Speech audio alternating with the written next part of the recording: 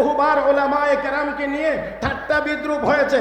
শাপলা চত্বরের ট্র্যাজেডির পরেও অনেকে উপহাস করে বলেছিল হেফাজতে ইসলাম কোথায়, মোল্লারা কোথায়। আজকে তো আমি মনে করি আমাদেরও বলার সময় হয়েছে। যারা ঠাট্টা করে আলেম ওলামাদেরকে বলেছিল তোমরা কোথায়, আজকে আমরা বলতে চাই তোমরা এসে দেখে যাও আলেম ওলামা আছে, তোমরা কোথায়।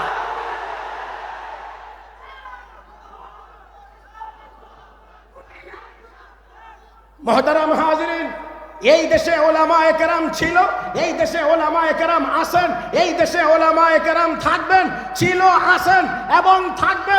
কাহারও মতো দাপটও দেখায় না ওলামায়ে কেরাম অন্যায় ভাবে, আবার দেশ ছেড়ে পালানোর ইতিহাস ওলামায়ে কেরামের নাই। মুহতারাম হাজিরিন, আসুন রব্বে করিম তারপরে সাহাবায়ে কেরামের কয়েকটি বৈশিষ্ট্যের কথা বলেছেন। ওয়াল্লাযীনা মাআহু আশিদ্দাউ আলাল কুফার, সাহাবায়ে কেরামের এক নম্বর বৈশিষ্ট্য হলো তারা কাফেরদের মোকাবেলায় অত্যন্ত কঠোর। রুহামাউ বাইনাহুম, পরস্পরে একে অপরের জন্য তারা বড় দয়ালু। তারপরে রব্বে করিম বলেন তারাহুম রুকআন সুজদা, আপনি তাদেরকে দেখবেন তারা রুকু করে, সিজদা করে। ইয়াবতাগুনা ফাদলাম মিনাল্লাহি ওয়া রিদওয়ানা, তারা আল্লাহ রাব্বুল আলামিনের সন্তুষ্টি কামনা করে, অন্য কিছুই না। মুহতারাম হাজিরিন, সাহাবায়ে কেরামের মধ্যে এই তিন গুণ, তারা কাফের বেঈমানদের মোকাবেলায় কঠোর, নিজেদের বেলায় অত্যন্ত দয়ালু, আর তারা ছিলেন নামাজি, তারা ছিলেন নিয়তের দিক থেকে পাক্কা, তারা একমাত্র আল্লাহর সন্তুষ্টি কামনা করেছিলেন। এই তিন গুণ সাহাবায়ে কেরামের মধ্যে থাকার কারণে সাহাবায়ে কেরাম সংখ্যায় কম হওয়ার পরেও তারা ছিলেন বিজয়ী, তাদের মোকাবেলায় কেউ দাঁড়াইতে পারে নাই। আজ ১৫০০ বছর পরে আবারও আমরা এই কথা বলতে চাই, আমরা যদি সেই সাহাবায়ে কেরামের গুণগুলি আমাদের মধ্যে নিয়ে আসতে পারি, তাহলে আমি এখনো বলি, আগেও বলেছি, ২০০ কোটি মুসলমান যেই পৃথিবীতে, সেই পৃথিবীতে মুসলমান কোথাও মার খাইতে পারে না, নির্যাতিত হতে পারে না। মুহতারাম হাজিরিন, মুসলমান দুনিয়ার একবার যদি ঐক্যবদ্ধভাবে আমরা বলতে পারি নারায়ে তাকবীর, আল্লাহু আকবার, আমার বিশ্বাস হয় এই আল্লাহু আকবারের আওয়াজের মোকাবেলা করার ক্ষমতা পৃথিবীর কোনো কাফের বেঈমানের হতে পারে না।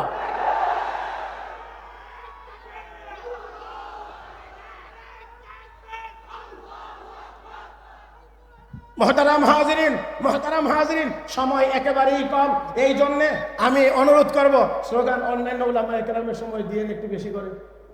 মাওলানা আরিফ বিন হাবিব সাহেব যখন বয়ান করবেন তখন একটু বেশি দিয়েন, আমি গরিবের ভিক্ষার ঝুলিতে আর হাত দিয়েন না দয়া করে। আর যে 3 মিনিট সময় চলে গেছে ফাঁকে, এটা আমাকে দেওয়ার জন্য দাবি জানাচ্ছি, যেহেতু এটা আমার সময়ের ভিতরেই। আশা করি মাওলানা কষ্ট নেবেন না, আমি আপনার কাছ থেকে 2-3 মিনিট সময় নিয়ে নেব। মুহতারাম হাজরিন, আজকে জাতীয় সিরাত কমিটির পক্ষ থেকে এই মাহফিলের আয়োজন ধন্যবাদ জানাই তাদেরকে। সাথে সাথে এই কথা বলতে চাই, আসুন আমরা নবীর জীবনী, নবীর সিরাতকে অনুসরণ করি। শুধুমাত্র মিলাদুন নবীর নাম দিয়ে জিলাপি খেয়ে আশেকে রাসূল হওয়া যায় না। বাংলাদেশে সস্তা আশেকে রাসূলের অভাব নাই, বাংলাদেশে সস্তা আশেকে রাসূলের অভাব নাই। 12 রবিউল আউয়াল আসলে নবীর নাম ব্যবহার করে জিলাপি খাওয়ার লোকের অভাব হয় না, আমার বন্ধুরা মিষ্টি খাওয়ার লোকের অভাব হয় না। শাপলা চত্বরে রক্ত দেওয়ার দরকার হলে কওমি মাদ্রাসার উলামায়ে কেরাম ছাড়া আর কাউকে তালাশ করে পাওয়া যায় না।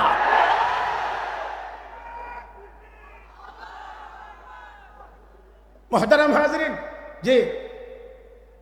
হাজিরিন, তাহলে আসুন আজকে আমরা এখান থেকে এই শপথ নিয়ে যাব যে আল্লাহর নবী সাহাবায়ে কেরামকে যেই গুণে গুণান্বিত করেছিলেন, যেই গুণের বর্ণনা আল্লাহ রাব্বুল আলামিন নিজে দিয়েছেন, তাদের মধ্যে যেই গুণাবলীগুলো ছিল সেই গুণগুলো আমরাও অর্জন যদি করতে পারি, আমরাও অর্জন করতে পারলে অবশ্যই সফলতা আসবে। মুহতারাম হাজরিন, আপনারা বিশেষ করে আমাদের কওমি মাদ্রাসার উলামায়ে কেরাম এই দুঃসময়ে রাত দিন পাহারা দিয়ে হিন্দুদের মূর্তিগুলো পাহারা দিয়েছে।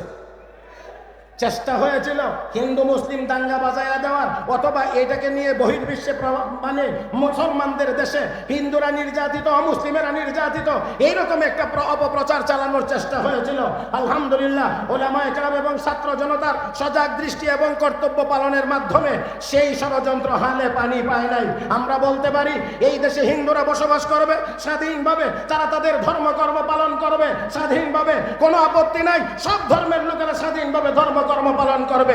শুধুমাত্র আমাদের আপত্তি হলো জাফর ইকবালদের মতো কুলাঙ্গারেরা এই দেশে বসে আমার নবীর বিরুদ্ধে, ইসলামের বিরুদ্ধে, আলেম ওলামাদের বিরুদ্ধে যারা চক্রান্ত ষড়যন্ত্র করে, এই দেশে তাদের বিচার হতেই হবে।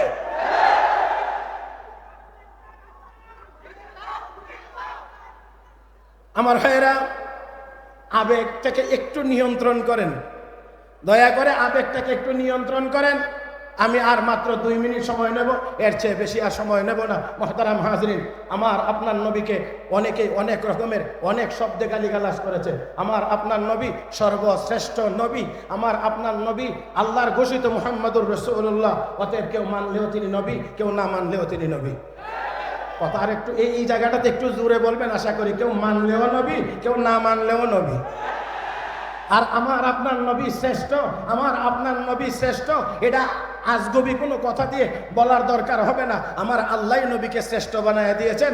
মুহতারাম হাজরিন, সৃষ্টি জগতে আমার আপনার নবীর মর্যাদা সকলের উপরে, সকলের উপরে, সকলের উপরে। সারা পৃথিবীতে যত মানুষ আছে সকল মানুষের মধ্যে ঈমানদারগণ শ্রেষ্ঠ। সারা পৃথিবীতে যত মানুষ আছে সকল মানুষের মধ্যে ঈমানদারগণ শ্রেষ্ঠ। ঈমানদারদের মধ্যে হক্কানি উলামায়ে কেরামগণ শ্রেষ্ঠ।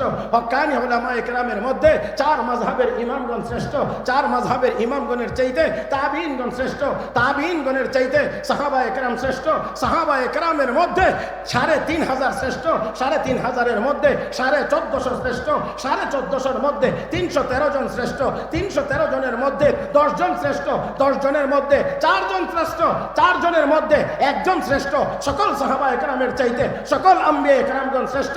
সকল আম্বিয়ায়ে কেরামের মধ্যে 313 জন শ্রেষ্ঠ। 313 জনের মধ্যে উলুল আজমি মিনার রাসূল 5 জন বা 7 জন শ্রেষ্ঠ। 5 বা 7 জন পয়গম্বরের মধ্যে আমার আপনার নবী সকলের শ্রেষ্ঠ।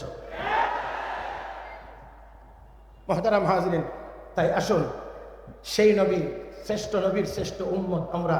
আমার আপনার নবী যেমন শ্রেষ্ঠ, নবীর সিরত শ্রেষ্ঠ।